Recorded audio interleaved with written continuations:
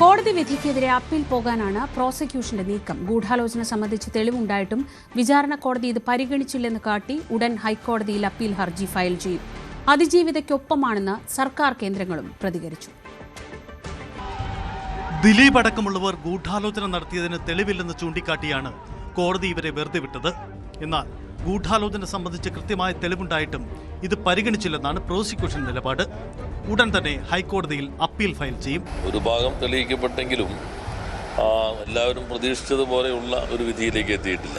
ശക്തമായ നിലപാടാണ് സർക്കാർ സ്വീകരിച്ചത്. എക്കാലത്തും അതിജീവിതയ്ക്കൊപ്പം ഉറച്ചു നിൽക്കുന്ന ഒരു നിലപാടാണ് മുഖ്യമന്ത്രിയും സർക്കാരും സ്വീകരിച്ചത്. കുറ്റം തെളിയിക്കപ്പെട്ടു, അത് പ്രധാനപ്പെട്ടത് തന്നെ. എന്നാൽ ഗൂഢാലോചനയെ സംബന്ധിച്ചുള്ള കാര്യത്തിൽ ഇപ്പോൾ പൂർണ്ണമായി വിധി വന്നതിന് ശേഷമാണ് നമുക്ക് അതിൻ്റെ എല്ലാ ഭാഗങ്ങളിലേക്കും പോകാൻ കഴിയുള്ളൂ. അതുകൊണ്ട് തന്നെ മുഖ്യമന്ത്രിയുമായി സംസാരിച്ചിരുന്നു. അപ്പീൽ പോകണം എന്നാണ് സർക്കാർ ഇപ്പോൾ തീരുമാനിച്ചിട്ടുള്ളത്. എന്നും അതിജീവിതയോടൊപ്പമാണ് സർക്കാർ. ആര് കുറ്റം ചെയ്താലും അത് എത്ര ഉന്നതനാണെങ്കിലും, പ്രത്യേകിച്ച് കേരളത്തിൻ്റെ മുഖ്യമന്ത്രി വളരെ വ്യക്തമായി തന്നെ പറഞ്ഞിട്ടുണ്ട്, ഏത് ഉന്നതനാണെങ്കിലും കുറ്റവാളിയാണെങ്കിലും നിയമത്തിന് മുന്നിൽ കൂട്ടും. അപ്പോൾ തീർച്ചയായിട്ടും എന്താണ് കോടതി ശിക്ഷിക്കപ്പെടാൻ ഇടവന്ന കാരണവും വെറുതെ വിടാനുണ്ടായ കാരണവും മനസ്സിലാക്കിയിട്ട് നമുക്കൊരു മറുപടി പറയാൻ പറ്റും. ഏറെ കോളിളക്കം സൃഷ്ടിച്ച തീരുമാനമായിരുന്നു ദിലീപിന്റെ അറസ്റ്റ്. അതിജീവിതയ്ക്കൊപ്പം നിൽക്കാനുള്ള തീരുമാനത്തിന്റെ ഭാഗമായിട്ടായിരുന്നു സർക്കാർ അന്വേഷണ സംഘത്തിന് പൂർണ്ണ സ്വാതന്ത്ര്യം നൽകിയത്. ദിലീപിനെ അടക്കം വെറുതെ വിട്ടതോടെ വിധി സർക്കാരിനു കൂടി തിരിച്ചടിയായി. അതിജീവിതയ്ക്ക് നീതി കിട്ടാൻ നിയമ പോരാട്ടം തുടരുമെന്നാണ് സർക്കാർ നിലപാട്. അതിജീവിതക്കൊപ്പമാണ് ഗവൺമെന്റ്. ഇന്നേ അവരെടുത്ത എല്ലാ നിലപാടുകളും അങ്ങനെയാണ്. ആ നിലപാടിന്റെ തുടർച്ച എന്ന നിലയിൽ സ്വാഭാവികമായും അടുത്ത സ്റ്റേജിലേക്ക്, അടുത്ത കോടതിയിലേക്ക് പോകേണ്ടി വരും. അങ്ങനെ അതിജീവിതയ്ക്കൊപ്പം തന്നെ നിൽക്കും. അത് ഏതറ്റം വരെയും പോകാൻ തയ്യാറാണ് എന്ന ഗവൺമെന്റിന്റെ നിലപാടിനോടൊപ്പം തന്നെയാണ് CPIM എല്ലാ കാലത്തും ഉറച്ച നിലപാട് സ്വീകരിച്ചിട്ടുള്ളത്. ഈ കേസിൻ്റെ വിധി വന്ന പശ്ചാത്തലത്തിൽ ഭാഗികമായിട്ട് പ്രതികൾ ശിക്ഷിക്കപ്പെട്ടു. പക്ഷേ ഇതിൻ്റെ ഉത്തരവാദികൾ ആരാണ് ഇതിൻ്റെ ഗുണഭോക്താവ് എന്ന കാര്യം തെളിയിക്കപ്പെട്ടില്ല എന്നാണ് പറയുന്നത്. പ്രോസിക്യൂഷൻ തീർച്ചയായും അപ്പീൽ പോകുമെന്ന കാര്യത്തിൽ എനിക്ക് യാതൊരു സംശയമില്ല. ഗവൺമെൻറ് ആ നിലപാട് തന്നെ സ്വീകരിക്കും. ദിലീപ് അടക്കം ശിക്ഷിക്കപ്പെട്ടിരുന്നെങ്കിൽ വിധി സർക്കാരിന്റെ രാഷ്ട്രീയ വിജയം കൂടിയായേനെ.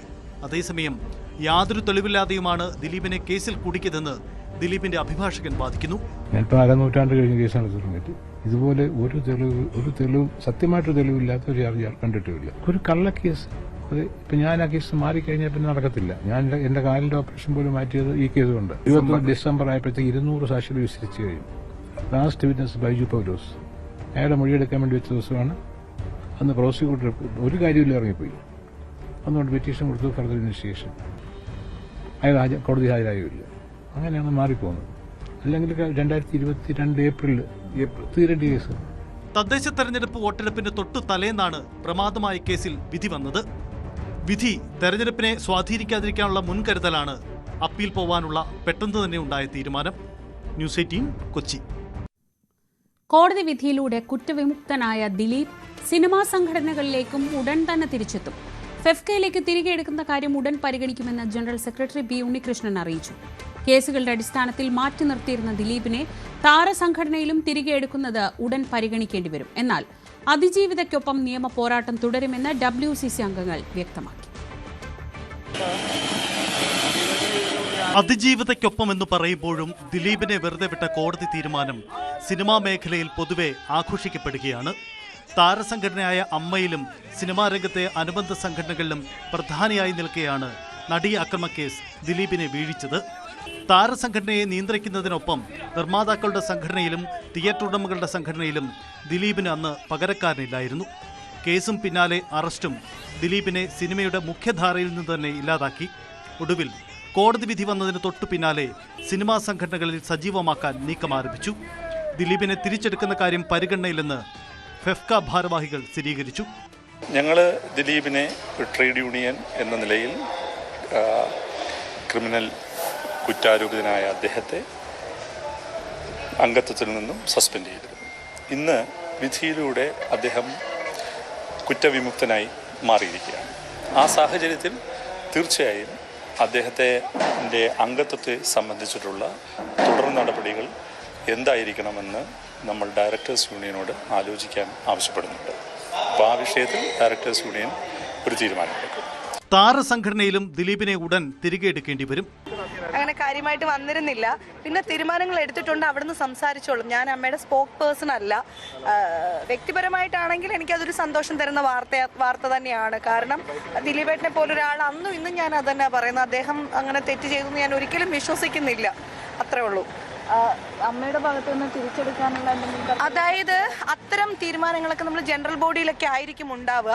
അതെല്ലാം ഒഫീഷ്യൽസ് തന്നെ പറയും. അങ്ങനെ പറയുന്നില്ല. അതായത് രണ്ടുപേരും നമ്മുടെ കൊളീഗ്സ് ആണ്, നമ്മുടെ ഫ്രണ്ട്സ് ആണ്. പക്ഷെ ഇദ്ദേഹം അത് ചെയ്യില്ല എന്നൊരു വിശ്വാസമാണ് എനിക്ക് അന്നും ഇന്നും. അത് ഞാൻ എവിടെ ഓപ്പൺ ആയിട്ട് പറഞ്ഞിട്ടുള്ള ഒരു വ്യക്തിയാണ്. നിയമം നീതിയുടെ വഴിക്ക് പോകുമെന്നാണ് കോടതി വിധിയോടുള്ള താരസംഘടനയുടെ ഔദ്യോഗിക പ്രതികരണം. അമ്മ സംഘടനാ പ്രസിഡന്റ് ശ്വേതാ മേനോനും ജനറൽ സെക്രട്ടറി കുക്കു പരമേശ്വരനും കൂടുതൽ പ്രതികരണങ്ങൾക്ക് തയ്യാറായിട്ടില്ല. അതേസമയം അതിജീവിതയ്ക്ക് നീതി കിട്ടിയില്ലെന്ന നിലപാടിലാണ് WCC. അതിജീവിതയ്ക്കൊപ്പം പോരാട്ടം തുടരുമെന്ന് സമൂഹ മാധ്യമങ്ങളിലൂടെ ഇവർ നിലപാട് വ്യക്തമാക്കി. ന്യൂസ് 18 കൊച്ചി.